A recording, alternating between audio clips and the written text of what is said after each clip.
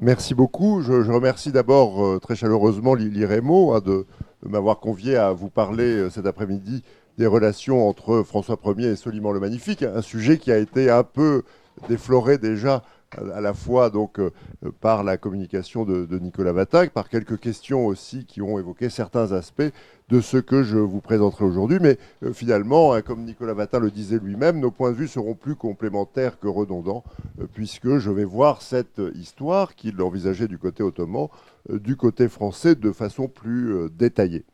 Alors, en introduction, je voudrais d'abord dire que, finalement, dans les instructions que les rois de France, au XVIIe et XVIIIe siècle, après notre période, dans les instructions qu'ils donnaient à leurs ambassadeurs en partance pour Constantinople, les rois de France du XVIIe et du XVIIIe siècle avaient coutume d'insister sur la longue durée des relations franco-ottomanes. Tous ces rois, qu'il s'agisse de Louis XIV, de Louis XV ou pour la fin du XVIIIe siècle de Louis XVI, se déclarent habituellement dans ces instructions données à leurs ambassadeurs les plus anciens et les plus parfaits amis de la porte. En général aussi, dans ces instructions, ils soulignent généralement le rôle fondateur de François Ier dans l'établissement de cette alliance. Pourtant, pourrait-on dire, d'abord, les relations entre l'Empire ottoman et la France sont loin, historiquement, d'être les plus anciennes des relations entre l'Empire ottoman et les États européens. Venise, Gênes, la Hongrie, la Pologne avaient noué bien avant la France des relations diplomatiques, mais aussi conflictuelles, il faut bien le dire, avec l'Empire ottoman. Par ailleurs, et Nicolas Vatin le rappelait tout à l'heure, les premiers contacts entre la France et l'Empire ottoman sont antérieurs au règne de François Ier. Enfin, pourrait-on dire, la politique de François Ier n'a pas la limpidité qu'on lui attribue généralement a posteriori, notamment la tentation de croisade a été présente chez François Ier au début de son règne et de façon plus épisodique par la suite. Les instructions que j'évoquais tout à l'heure, donc ces instructions des XVIIe et XVIIIe siècles, procèdent ainsi, quand elles reviennent historiquement sur le passé de l'Alliance turque, à une sorte de reconstruction de l'histoire des relations franco-ottomanes, à une sorte de mythification au sein de celle-ci du règne de François Ier. Faut-il donc, du coup, regarder ce règne comme le moment fondateur d'une tradition diplomatique nouvelle? C'est ce que nous allons essayer de voir maintenant en trois moments. Donc, un premier moment, l'entrée en contact. Un second moment qui insistera sur la dimension militaire et géopolitique de cette alliance, hein, que l'on pourrait qualifier d'alliance de revers. Et ensuite, dans un dernier moment de cet exposé, je m'intéresserai donc au fondement d'une politique orientale, puisque au-delà même de l'alliance militaire, c'est sous le règne de François Ier que finalement se jettent les bases d'une alliance qui, malgré des vicissitudes, demeurera pérenne jusqu'à la fin du XVIIIe siècle.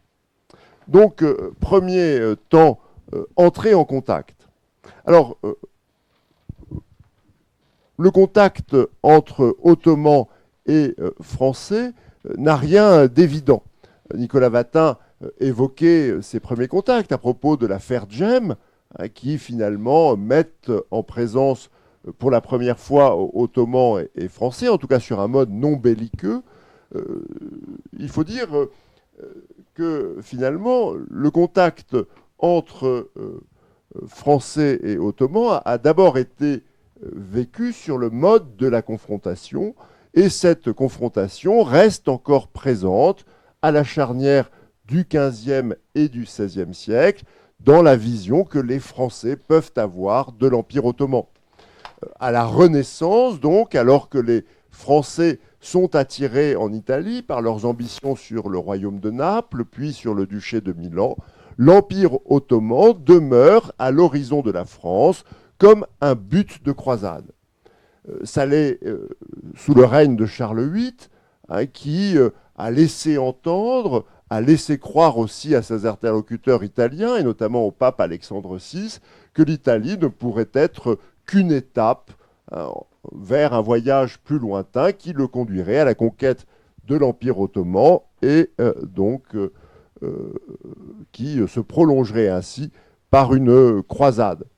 Charles VIII, dans une lettre à Alexandre VI, le pape Borgia, le 14 mars 1494, au moment même où, à la tête de ses armées, il allait déferler sur la péninsule italienne, exprimait le désir d'aller faire la guerre aux Ottomans, je le cite, pour le service de Dieu, l'exaltation de la foi et la libération des pauvres chrétiens qu'ils maintiennent dans la captivité et la misère. Il n'ira jamais au-delà des mots, il restera d'ailleurs peu de temps à Naples et finalement devra bientôt fuir contre la coalition des États italiens. Mais cette idée de croisade, on la retrouve aussi sous le règne de son successeur, Louis XII, qui alliera à ces entreprises italiennes des entreprises méditerranéennes tournées contre les Ottomans. C'est ainsi que sous le règne de Louis XII, en 1499, une petite escadre française sera envoyée au secours des Vénitiens contre les Ottomans. Et dans les années suivantes, 1500, 1501, 1502, des navires français croiseront en Méditerranée orientale, coalisés avec les Vénitiens. Et Nicolas Vatin évoquait tout à l'heure l'épisode du siège de Mytilène en 1501, qui vit Français et Vénitiens tenter conjointement de prendre cette île possession ottomane. On retrouve finalement la même ligne de conduite au début du règne de François Ier. Lui-même, alors qu'il vient de triompher en Italie, écrivait au roi de Navarre le 14 décembre 1515, alors dans un français et un style qui est de son temps, dès lors que, moyennant la grâce de Dieu, je fusse parvenu à la couronne de France, et auparavant, ma vraie et naturelle inclination était comme encore est, sans fiction ni dissimulation, d'employer ma force et jeunesse à faire la guerre pour l'honneur et révérence de notre Dieu Sauveur contre les ennemis de sa foi.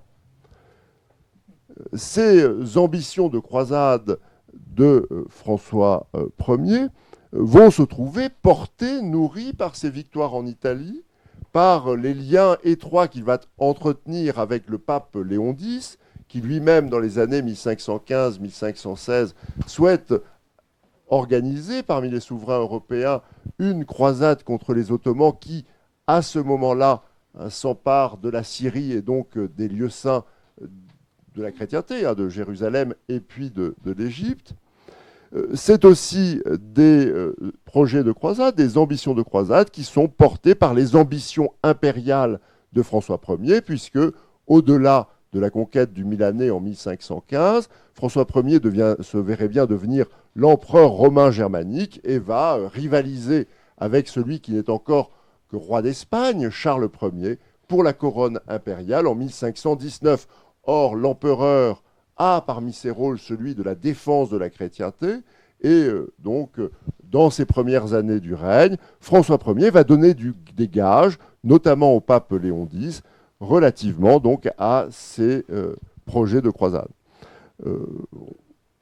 Ces ambitions et ces actions sont entourées de tout un prophétisme de cour qui évoque aussi, à propos de François Ier, une destinée fantastique, prophétique en Orient, et qui le destine à la conquête des lieux saints et à la victoire sur les Ottomans. Nous avons là ces brochures, le Mirabilis Liber, qui est une brochure qui paraît en France en 1522, mais dès 1516 en Italie, on voit se multiplier des prédictions qui annoncent au roi de France un fabuleux destin en Orient et qui voit en lui un futur empereur chrétien d'Orient, une fois qu'il aura donc combattu les Ottomans. Alors, tous ces discours, toutes ces aspirations, toutes ces ambitions débouchent cependant sur des initiatives extrêmement limitées.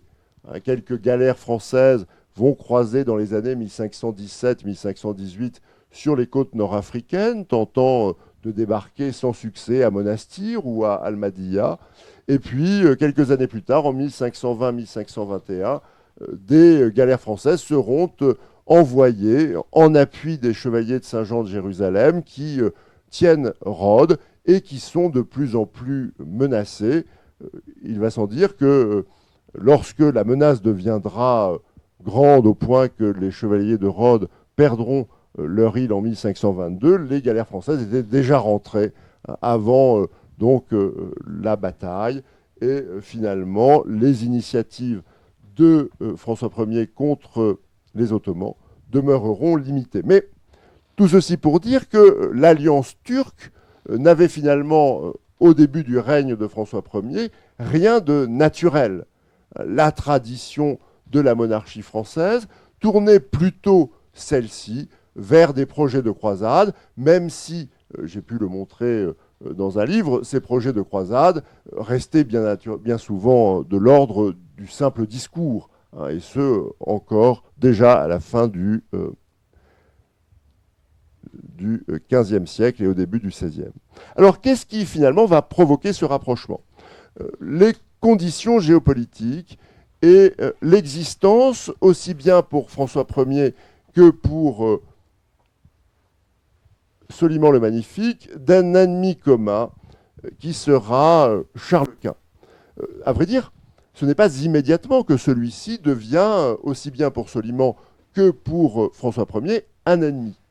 Ce n'est qu'à partir des années 1520, une fois que Charles, qui n'était à l'origine, il est né en 1500, que Charles de Gand, est devenu d'abord duc de Bourgogne, héritier donc de l'héritage bourguignon en 1506, qu'il est ensuite, en 1516, devenu roi des Espagnes, recueillant l'héritage d'Isabelle de Castille et de Ferdinand d'Aragon, et qu'enfin, en 1519, prenant la succession de son grand-père, l'empereur Maximilien de Habsbourg, eh bien, Charles Ier d'Espagne est devenu Charles Quint, Charles V du Saint-Empire. Ce n'est véritablement qu'à partir des années 1520 que Charles donc devient à la fois un ennemi récurrent de la France et qu'il est aussi dans le même temps un ennemi récurrent de l'Empire ottoman.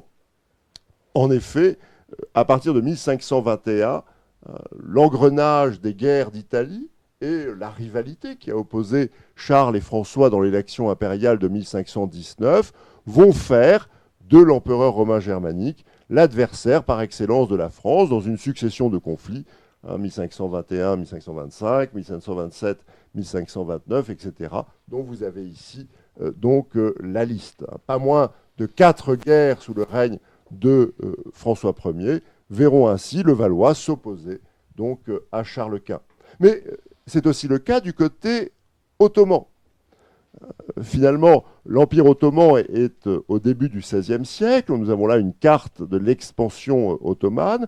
L'Empire ottoman est impliqué dans un processus d'expansion dans 3 directions principales, dont 2 ici nous intéressent plus particulièrement. Il y a une voie d'expansion en direction de la Perse, et Soliman combattra régulièrement la Perse, mais il y a aussi 2 grandes voies d'expansion en direction de l'Ouest, l'une dans les Balkans, en direction de la Hongrie, et l'autre le long du pourtour méditerranéen, en direction de la Méditerranée occidentale.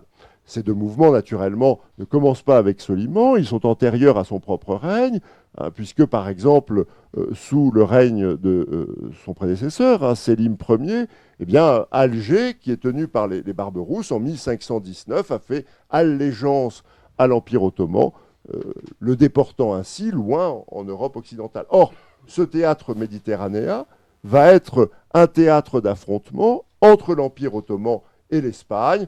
Fernand Braudel l'a montré pour la seconde moitié du XVIe siècle, mais c'est aussi le cas dès la première moitié du XVIe siècle, avec une confrontation directe entre Ottomans et Espagnols en Méditerranée, autour de Tunis par exemple, qui sera prise donc par Barberousse en 1534, reprise par Charles Quint en 1535, Charles Quint se déplaçant en personne au siège de Tunis, d'Alger, qui sera disputé en 1541 par Charles Quint, donc, qui tente de rééditer le coup de Tunis, et qui se présentera avec sa flotte au large d'Alger, sans succès cette fois-ci, ou encore donc les tentatives de Soliman, couronnées de succès sur l'île de Rhodes, qui est prise en 1522, Tripoli sur la côte nord-africaine, qui est prise en 1551, et sa tentative avortée contre Malte en 1565. J'ai ici repris quelques jalons chronologiques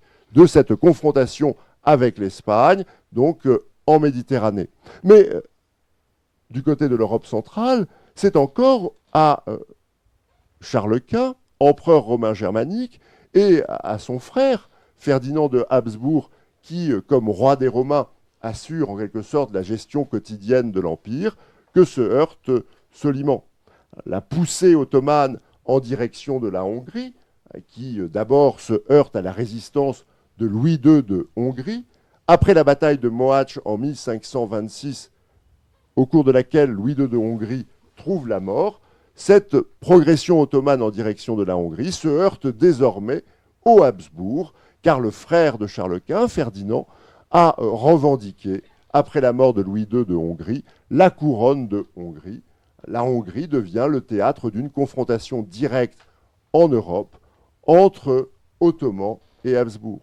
Sur les deux fronts donc occidentaux de l'Empire ottoman, continental ou maritime, eh bien, Soliman le Magnifique se heurte lui aussi, comme le fait à l'ouest François Ier, tout au long de ce premier XVIe siècle, à Charles Quint. C'est donc ce contexte géopolitique qui explique finalement ce qui pouvait paraître à l'orée du XVIe siècle comme une incongruité et qui devient une réalité quelques décennies plus tard, à savoir ce rapprochement entre Français et Ottomans. Alors on a évoqué tout à l'heure la trame des événements qui va finalement faire passer ce qu'est d'abord un projet politique à une réalité. Alors il faut dire que dès les années 1520, avant même le désastre de Pavie que l'on a évoqué tout à l'heure en 1525, dès les années 1520, François Ier, alors qu'il va tenter de reprendre la guerre et cette fois-ci s'opposer à partir de 1521 à Charles Quint en Italie, dès le début des années 1520, François Ier avait cherché des alliances de revers sur le revers oriental de l'empire des Habsbourg.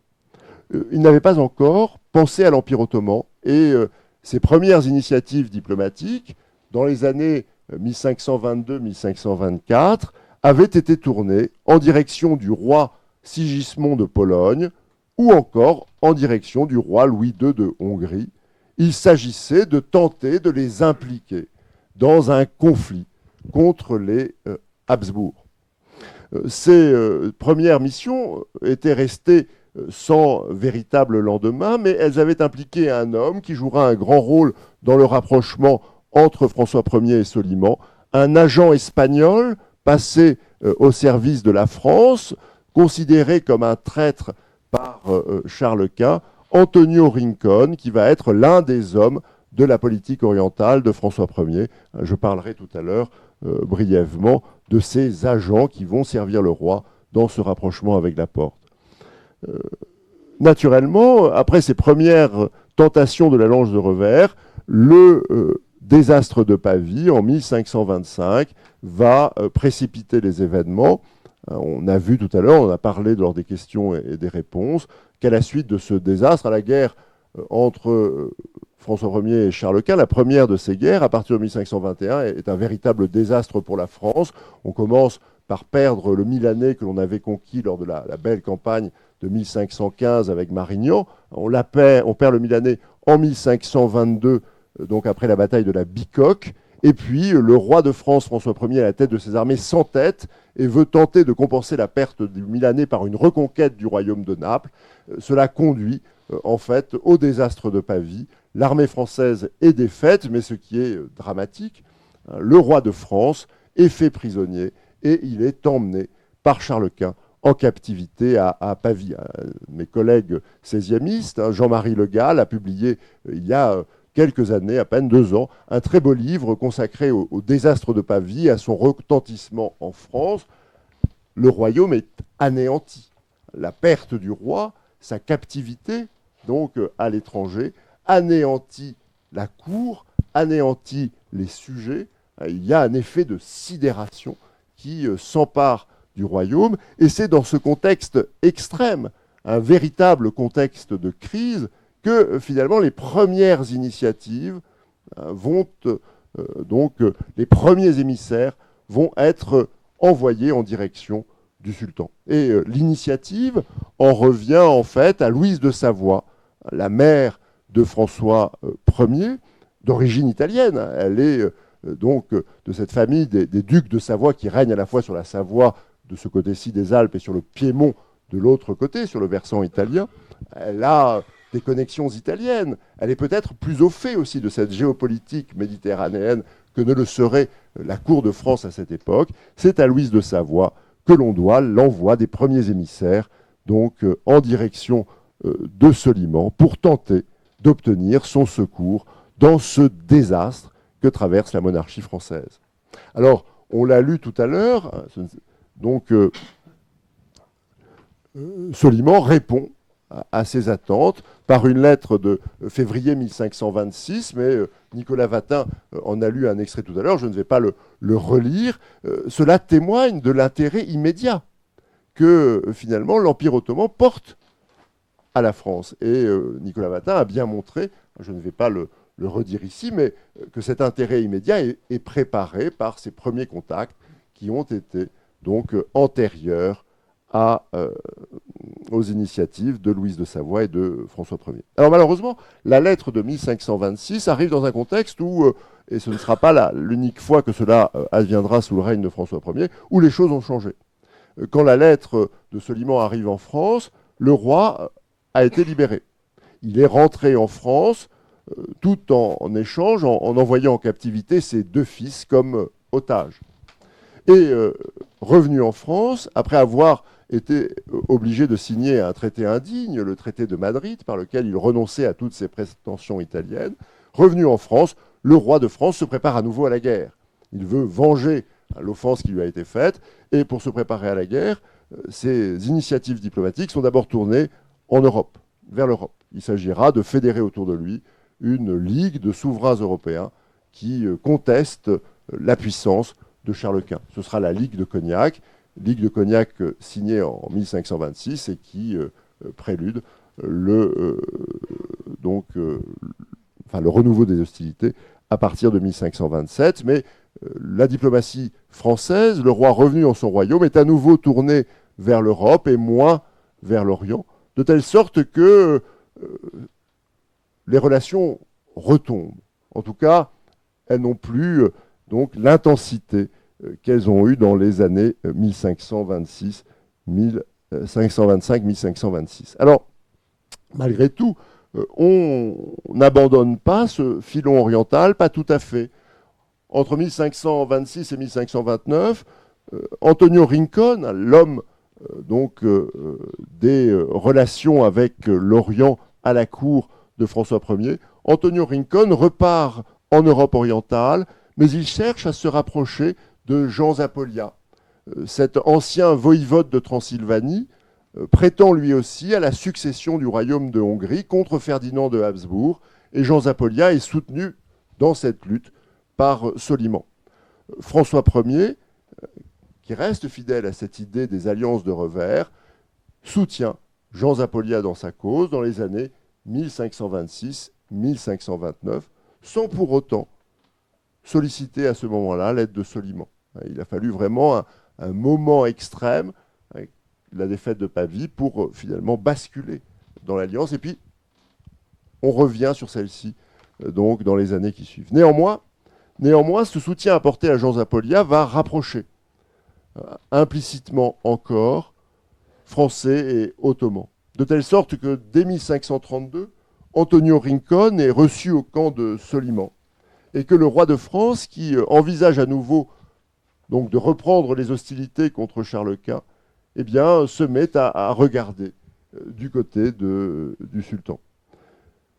Les négociations sont menées à la fois auprès du sultan lui-même, mais aussi par l'intermédiaire de Barberousse, Nicolas Vatin l'expliquait bien tout à l'heure, de telle sorte qu'en 1533, 1534, il y a une sorte de balai d'émissaires qui circulent entre la côte nord-africaine. Barberousse, en 1533, est à Alger. En 1534, il vient de prendre Tunis. Donc un balai d'émissaires qui circulent entre la France et la côte nord-africaine. Les liens qui étaient d'abord secrets deviennent de plus en plus évidents. Nous avons là le témoignage d'Honorat de Valbel, un maire de Marseille, qui a tenu un journal et qui souligne l'arrivée des émissaires de Barberousse dans le royaume en 1534. Los Turcs anavan par vilo, come se fosson en Constantinople, es uno coso ben novello, di veser los Turcs ainsi, so que jamais non fuvi. Donc, alors naturellement, en patois provençal, mais qui dit bien la surprise des Français de voir débarquer ces envoyés de Barberousse à Marseille en 1534. Alors ces contacts de plus en plus étroits, ce balai incessant d'envoyés au début des années 1530, qui reste encore relativement secret, même si naturellement tous les agents étrangers en France ont les yeux tournés vers ce qui se trame autour de François Ier et de ses alliés orientaux, conduit à cette seconde étape que je vais aborder maintenant, qui est celle de l'alliance de Revers.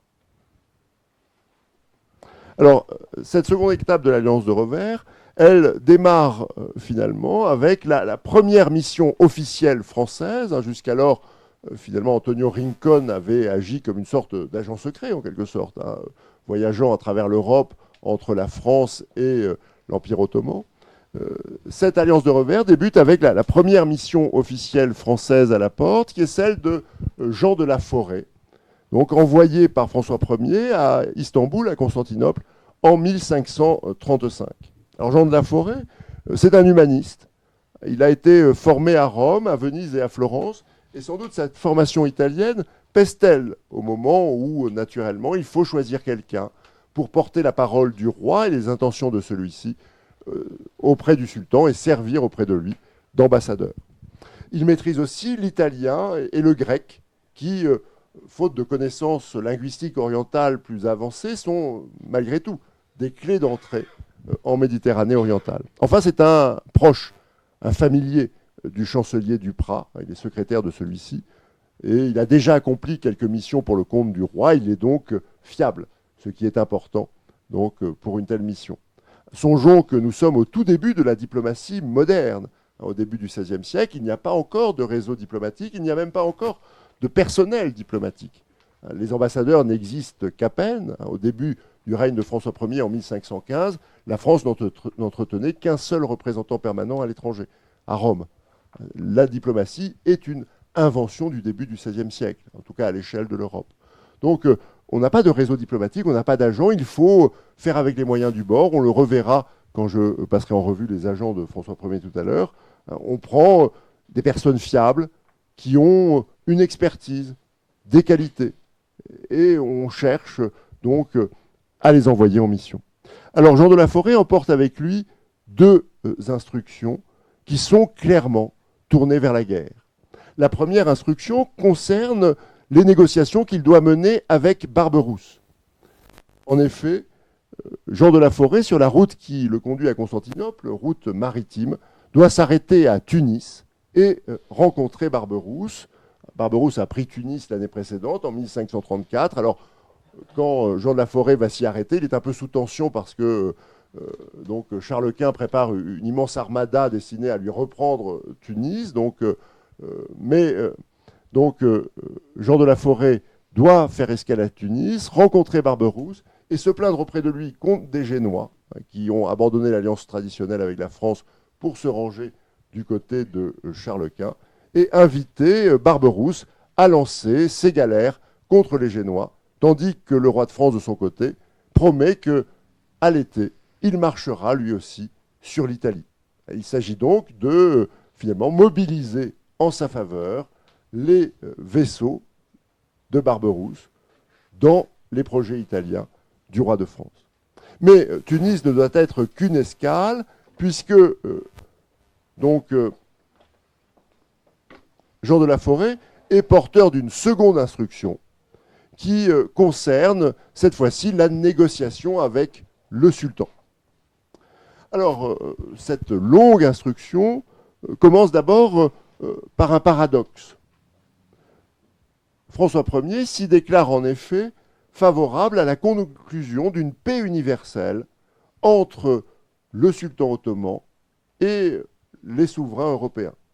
Une paix universelle qui comprendrait Charles Quint lui-même, mais à la réserve que celui-ci restitue au préalable au roi de France le duché de Milan, le comté d'Asti, la seigneurie de Gênes et la souveraineté sur la Flandre et l'Artois que Charles Quint tient de son héritage bourguignon.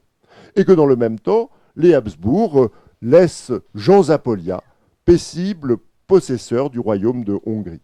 Alors naturellement, ces conditions sont tellement exorbitantes qu'elles n'ont aucune possibilité d'être réalisées un jour, à défaut de quoi, explique François Ier dans son instruction, il va falloir faire la guerre à Charles Quint.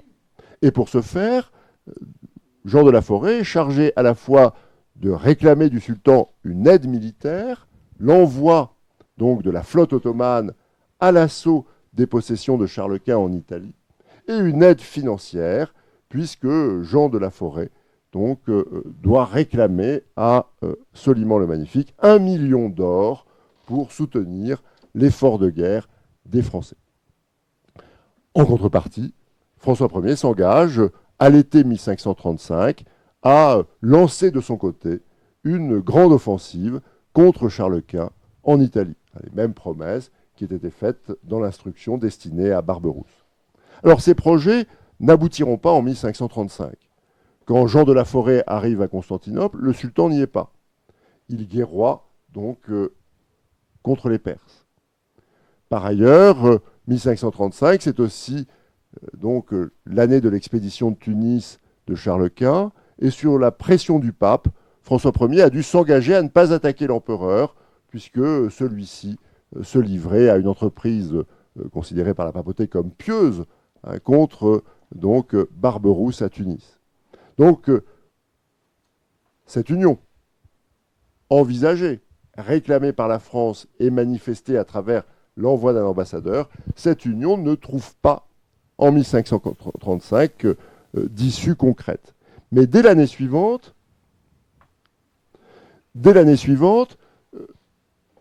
s'organise donc une coopération militaire entre la France et l'Empire ottoman, qui sera finalement la première manifestation de cette nouvelle alliance qui s'établit au milieu des années 1530.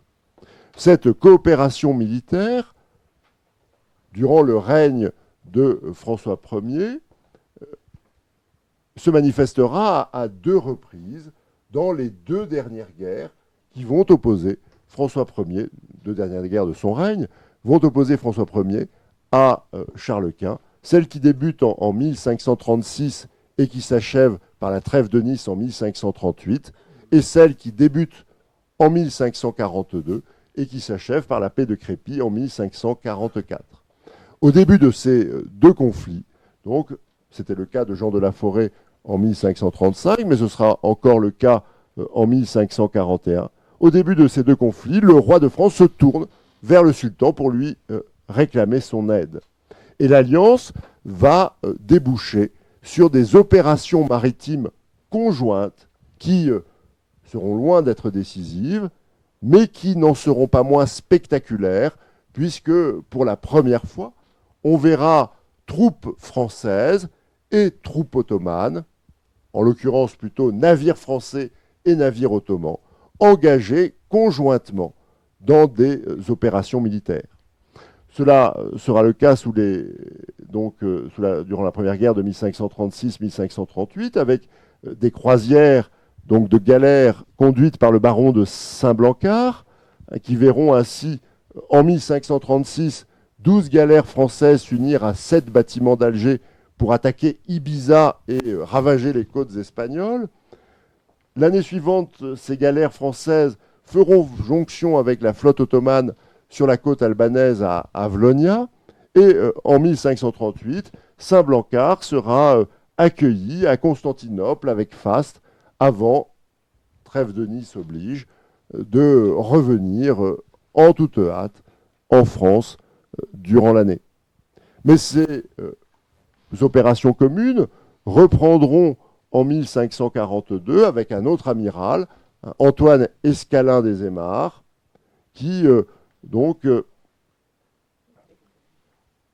lui aussi sera à la tête de galères qui rejoindront donc la flotte ottomane.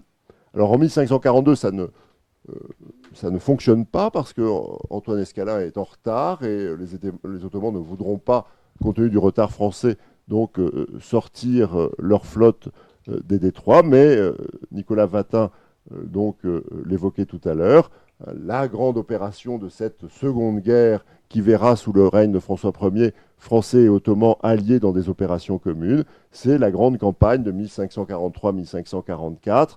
1543, 110 galères sortent de Constantinople avec Escalin à leur bord.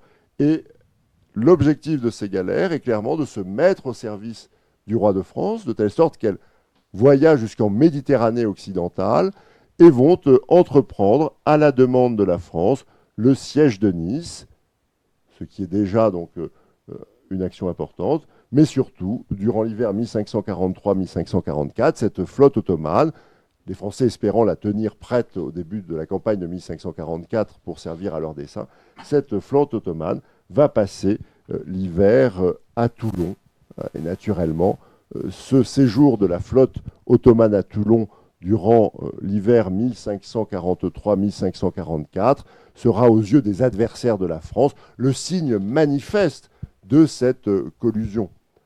Il faut imaginer Toulon qui, à l'époque, en 1543, est une sorte de grosse bourgade de 5000 habitants qui sert parfois d'escale au petit nombre de galères françaises qui sont basées à Marseille et qui accueille la flotte ottomane qui compte plus de 110 galères avec plus de 30 000 marins et soldats à son bord durant plusieurs mois.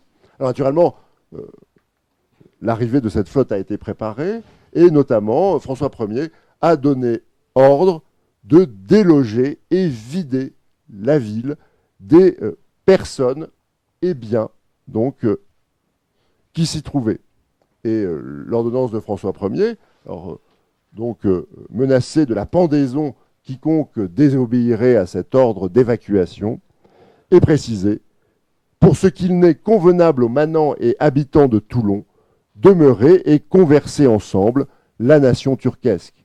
C'est donc dans une ville de Toulon vidée de ses habitants que viendra hiverner la flotte ottomane, même si, Nicolas Vatin le rappelait tout à l'heure, même si des contacts s'établiront donc, entre la population et les environs et cette flotte qui stationnera durant l'hiver à Toulon, notamment les habitants, les Provençaux en fait, des environs de Toulon, vont approvisionner la flotte ottomane.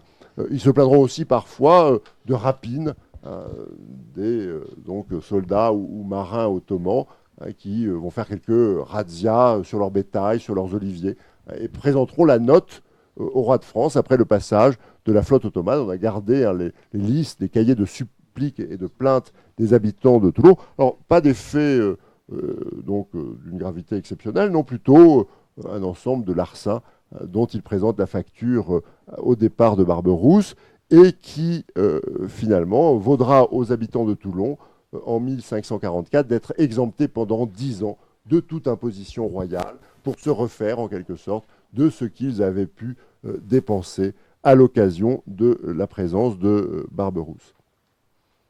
Alors, naturellement, voilà, il y avait quelques témoignages sur, mais Nicolas Vatin a évoqué le témoignage ottoman. Les Français aussi ont évoqué cela. Avoir Toulon, disait un contemporain du côté français, on dirait être à Constantinople, chacun faisant son métier et fait de marchandises turquesques, avec grande police et justice. Finalement, ce témoin insistait plutôt sur le bon ordre qui régnait donc, au sein de l'escadre ottomane lors de son séjour français.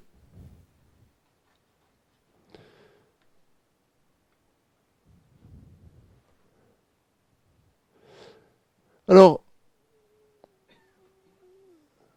l'alliance de François Ier et de Soliman se déploie donc dans un premier temps, et principalement, sur un terrain militaire.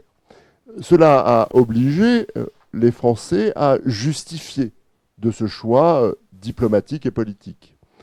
En effet, cette alliance ottomane de la France va être d'emblée vivement critiquée, à la fois par les impériaux qui crient au scandale, hein, à une alliance impie du roi de France avec les Turcs, et va susciter aussi dans le même temps la réprobation de la papauté. Du coup, les Français, dès le XVIe siècle, mais cela se poursuivra aussi au XVIIe, vont déployer un gros effort de justification pour donc expliquer cette alliance turque et finalement justifier le choix qui est fait par la France. Effort de justification qui va mobiliser les ambassadeurs français à l'étranger, chargés en quelque sorte de porter la parole du roi et d'expliquer les choix du monarque, mais aussi les juristes royaux qui vont tenter d'élaborer donc des théories visant à justifier la légitimité des alliances entre le roi de France et le sultan ottoman, et un grand nombre d'auteurs de libelles qui vont donc permettre la diffusion de ces défenses. Alors, trois arguments principaux sont avancés par les Français pour finalement justifier de cette alliance. Alors d'abord, la dénégation. Ce sont d'abord des stratégies d'évitement déployées par la France, la propagande française face aux accusations impériales et pontificales de collusion avec les Turcs, va d'abord chercher à rendre l'empereur responsable des attaques ottomanes, ou encore à minimiser les liens de François Ier avec les Turcs, et notamment en attribuant l'initiative du rapprochement à Soliman lui-même et pas à la France. La deuxième justification utilisée par les Français dans cette guerre d'image finalement qu'ils livrent aux impériaux à propos de l'alliance turque, c'est la revendication spécieuse par François Ier d'un rôle de médiation auprès du sultan. En fait, l'alliance turque, explique les ambassadeurs du roi à l'étranger, serait un moyen pour le roi de France pour canaliser la puissance et la violence de Soliman et la juguler afin d'en limiter ses retombées.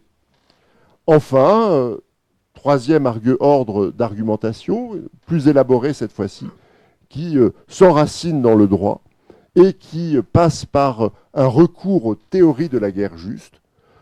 Cette fois-ci, donc, pour les théoriciens qui entourent François Ier, l'alliance avec les Ottomans est légitime, car en raison des menées impériales, des attaques incessantes de Charles Quint, eh bien, François Ier est en position défensive et finalement peut et doit tout tenter pour défendre son royaume. C'est cette argumentation, par exemple, qu'un agent de François Ier, Jean de Montluc, développe devant le Sénat de Venise en 1543 en s'exclamant « La majesté du roi seulement a retenu ce secours pour se défendre, pour défendre son royaume, lequel l'empereur, de toujours, avec des violences ouvertes, avec des cautèles secrètes, avec des intelligences, avec des trahisons, contre toute raison et justice, a cherché de ruiner. » C'est donc la juste guerre qui, aux yeux des juristes français, finalement justifierait l'alliance ottomane de la France. Et ces juristes, dans des élaborations savantes dont je vous passe ici les détails, recherchent à travers les Écritures, dans l'Ancien et le Nouveau Testament, mais aussi dans les histoires médiévales et contemporaines, voire antiques, des exemples d'alliances entre souverains européens et souverains païens pour justifier donc la licéité de ces alliances entre la France et l'Empire ottoman et échapper à l'accusation de l'alliance impie que tentaient de leur imputer impériaux et pontificaux. Merci. Alors, je pensais en fait à ce que j'allais vous dire à l'instant. Ces justifications ne sont pas que de circonstances. Elles jouent un rôle important dans un processus d'émancipation du droit international des considérations religieuses. En justifiant l'alliance turque, On voit ainsi finalement s'affirmer l'idée d'une raison d'État supérieure aux déterminations religieuses dans les choix politiques des souverains. De telles expérimentations ont lieu à la fois en Occident, où il faut désormais inventer une nouvelle diplomatie alors que l'Europe est fracturée entre catholiques et protestants, mais elles ont lieu aussi en direction de l'Orient, dans ces liens nouveaux qui se tissent entre souveraineté européenne et Empire ottoman. Alors naturellement, cette alliance avec l'Empire ottoman est une alliance de raison plus qu'un mariage d'amour. Donc il faudrait se garder d'imaginer qu'en s'alliant avec les Turcs, François Ier ait tout perdu, finalement, des préjugés chrétiens qu'un souverain comme lui pouvait avoir à l'égard de l'Empire ottoman. Il s'en ouvre d'ailleurs, après la conclusion de l'alliance turque, au début des années 1540, dans un entretien avec un ambassadeur vénitien qu'il a rapporté au Sénat de Venise. François Ier aurait ainsi déclaré à Marino Giustiniano: « Je ne puis pas nier que je désire vivement voir le Turc très puissant et prêt à faire la guerre. Non pas pour lui, car c'est un infidèle, et nous autres, nous sommes chrétiens. Mais pour affaiblir la puissance de l'empereur. » Alliance ne signifie pas adhésion. Et Nicolas Vatin a évoqué finalement les vicissitudes d'une alliance qui, du côté français, cesse dès que s'ouvrent les possibilités d'une réconciliation avec Charles Quint. En 1538, après 2 années d'opérations communes, entre 1536 et 1538, François Ier rappelle en toute hâte Saint-Blancard en France, parce qu'il va conclure avec Charles Quint ce qui va devenir la trêve de Nice. En 1544 de même, la paix de Crépy, après 2 années d'opérations conjointes, après cette formidable campagne commune de 1543-1544, la paix de Crépy vient mettre un terme à la coopération militaire ottomane dès qu'elle est signée. François Ier va même plus loin, il s'engage dans le texte de la paix de Crépy à fournir des forces à Charles Quint au cas où celui-ci organiserait une croisade contre les Turcs. Alors, naturellement, ce sont des vœux pieux, mais finalement, dès que l'occasion s'en présente, François Ier préfère s'accommoder avec Charles Quint plutôt que de poursuivre la guerre avec les Ottomans. À chaque fois d'ailleurs, la réaction ottomane est assez vive. En 1544, si l'on en croit les témoignages de l'ambassadeur de Venise à Constantinople, celui qui représente François Ier, se trouvait en si mauvais point que souvent de fois a été parlé de l'empalé, après la défection de François Ier en 1544. Alors il n'en demeure pas moins, et c'est le dernier point que je vais brièvement évoquer avec vous, il n'en demeure pas moins que, même si finalement d'un point de vue militaire, les opérations communes menées par la France et les Ottomans sous le règne de François Ier, elles se prolongeront un peu en fait sous celui de son fils Henri II. Même si ces opérations communes n'ont pas eu un impact militaire essentiel, il n'en demeure pas moins que cette période de rapprochement a jeté les bases d'une nouvelle politique orientale de la France. Alors tout d'abord, elle a favorisé un apprentissage et des découvertes réciproques.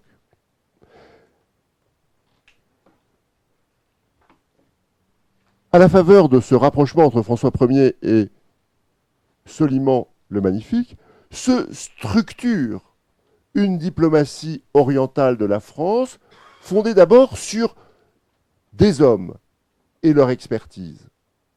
On voit ainsi, dans un monde où le personnel diplomatique n'est pas encore une réalité bien enracinée, on voit ainsi un petit groupe d'hommes être utilisé de façon récurrente dans les années 1530-1540 par François Ier au service de sa politique orientale et acquérir dans leur mission une expertise des affaires orientales qui permet finalement de structurer la relation.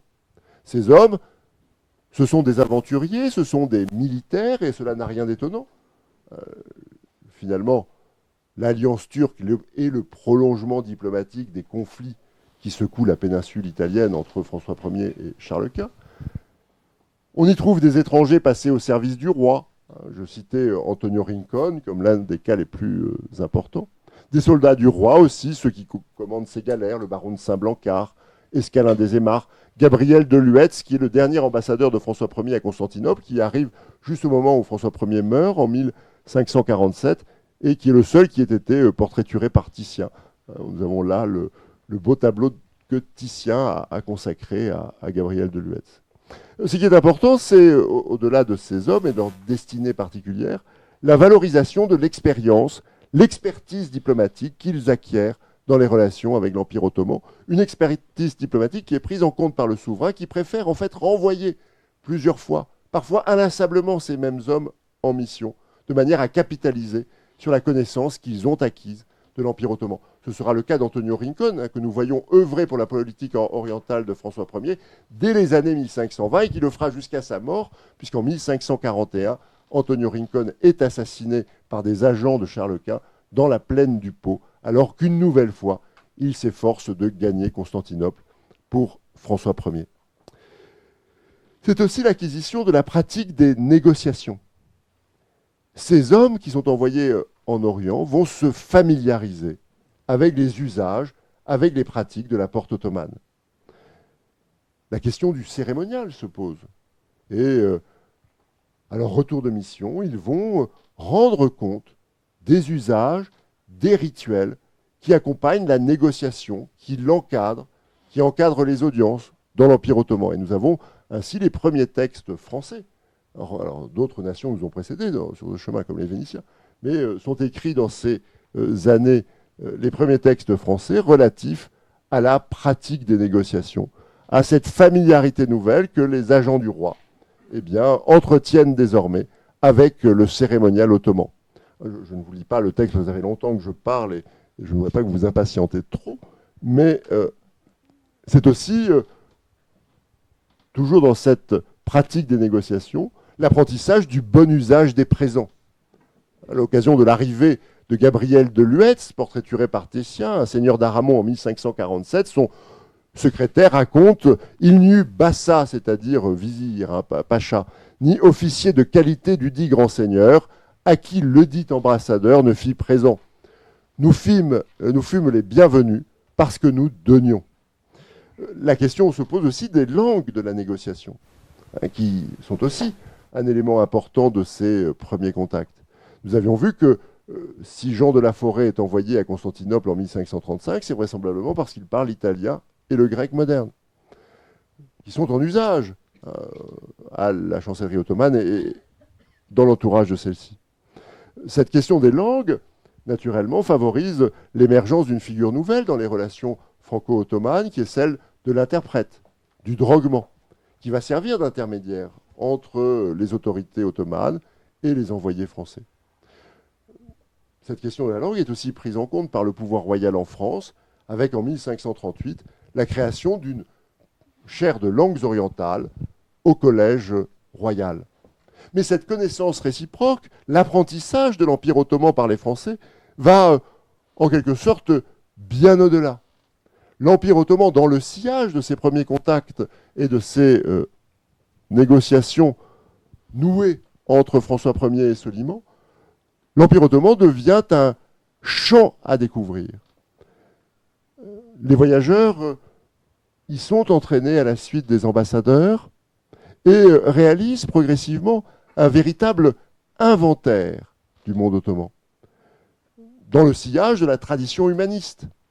Cet inventaire n'est pas simplement l'objet d'une simple curiosité. Ces livres sur l'Empire ottoman sont aussi des livres de réflexion sur le système turc, comme le livre de Guillaume Postel, qui a voyagé avec la Forêt en 1535-36 dans l'Empire ottoman, qui reviendra dans l'Empire ottoman dans les années 1540 et qui publie en 1560 de la République des Turcs. Ce sont des recueils d'observations, des recueils de réflexion chez ces humanistes, botanistes, antiquisants, naturalistes qui s'aventurent dans l'Empire ottoman, dans le sillage des ambassadeurs. Un grand nombre d'entre eux accompagnera en fait Gabriel de Luetz à partir de 1547 dans sa mission à Constantinople. Ils apparaissent sur le théâtre ottoman dans les dernières années du règne de François Ier, alors que les relations se sont en quelque sorte stabilisées.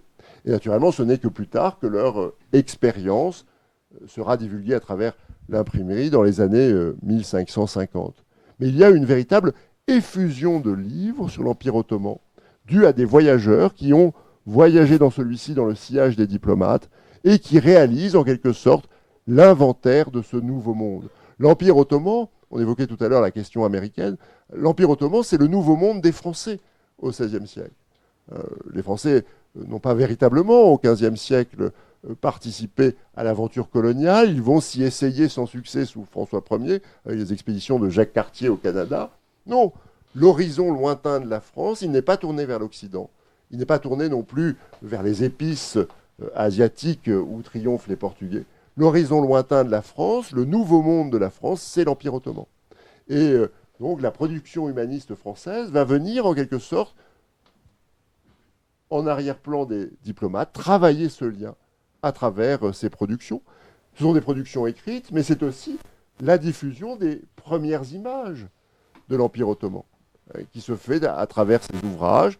Je vous parlais d'un inventaire de l'Empire ottoman, c'est véritablement cela que Pierre Belon, Pierre Gilles, André Tevet, Nicolas de Nécollet, Guillaume Postel font un inventaire à la fois donc des richesses patrimoniales et architecturales, inventaire de la faune et de la flore de l'Empire ottoman, inventaire aussi de la diversité des peuples qui l'habitent, avec les premières représentations en France, iconographiques des sujets, des peuples de l'Empire ottoman, même si elles sont encore en partie malhabiles, ou si parfois elles s'inspirent d'autres ouvrages, notamment d'ouvrages italiens.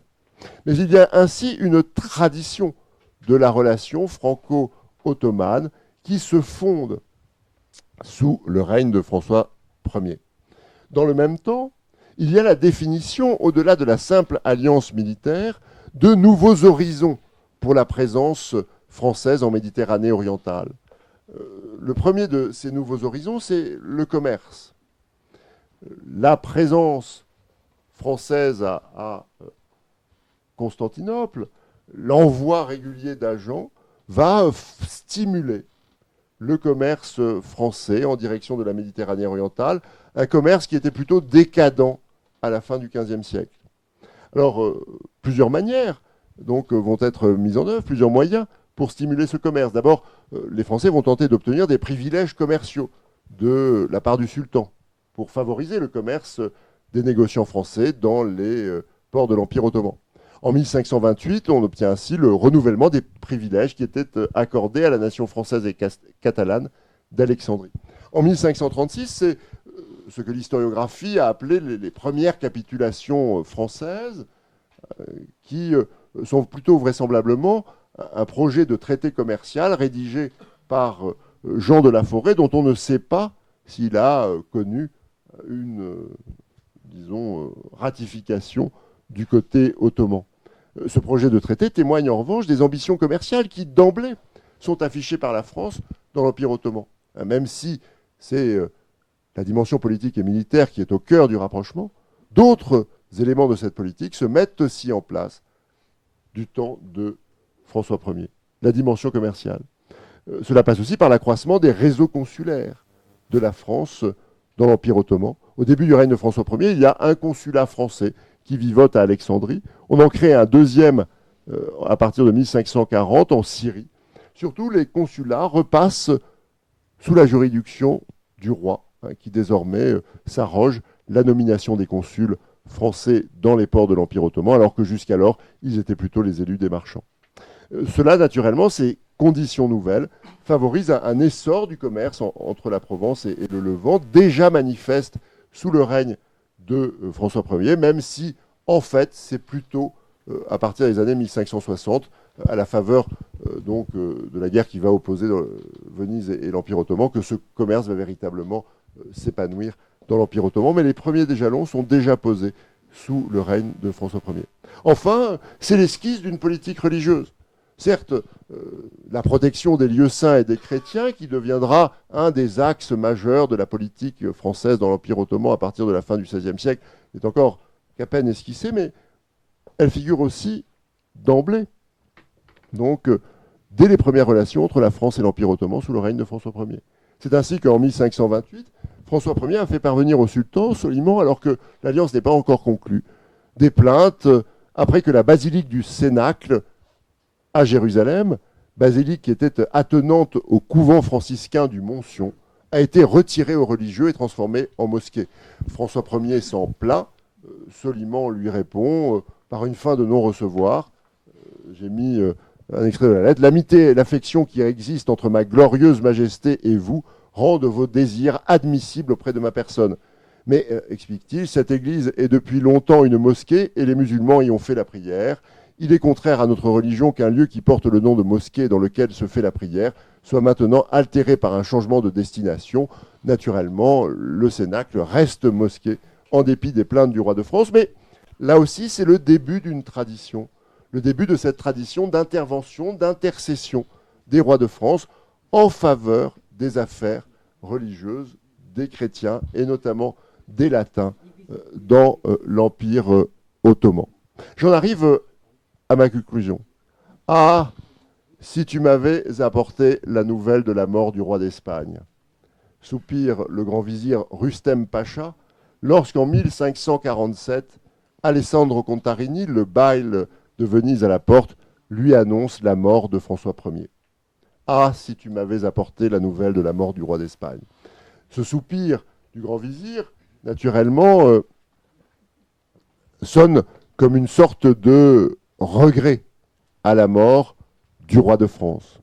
Ce regret vient souligner, même si les opérations militaires conjointes n'ont jamais été très longues, même si, dans le même temps, la France est souvent retournée à une politique plus traditionnelle dès qu'elle en avait l'occasion, et s'accommodant avec Charles Quint, ce soupir vient souligner l'importance, malgré tout, de ces premières relations entre François Ier et Soliman le Magnifique. Elles ont d'abord eu une importance stratégique. En effet, du côté de la France, ces opérations conjointes entre Français et Ottomans ont permis en quelque sorte un rééquilibrage de la puissance maritime française face à Charles Quint dans les conflits qui opposaient François Ier à ce souverain. La France ne disposait tout au plus que d'une quinzaine de galères face à des flottes espagnoles renforcées des escadres génoises qui pouvaient en aligner plusieurs dizaines, voire près d'une centaine. Les soutiens ottomans ont ainsi permis à François Ier, en quelque sorte, de rééquilibrer la balance en Méditerranée. Dans le même temps, Nicolas Vatin l'évoquait aussi, en dépit des vicissitudes de cette alliance, des retournements fréquents du roi de France, finalement, les Ottomans aussi reconnaissaient l'intérêt, malgré tout, d'avoir cet allié en Occident. Donc l'importance stratégique de cette alliance est une réalité. Mais ces premières décennies de rencontres, d'échanges, de négociations ont aussi permis l'organisation de ce que l'on pourrait appeler une mission diplomatique.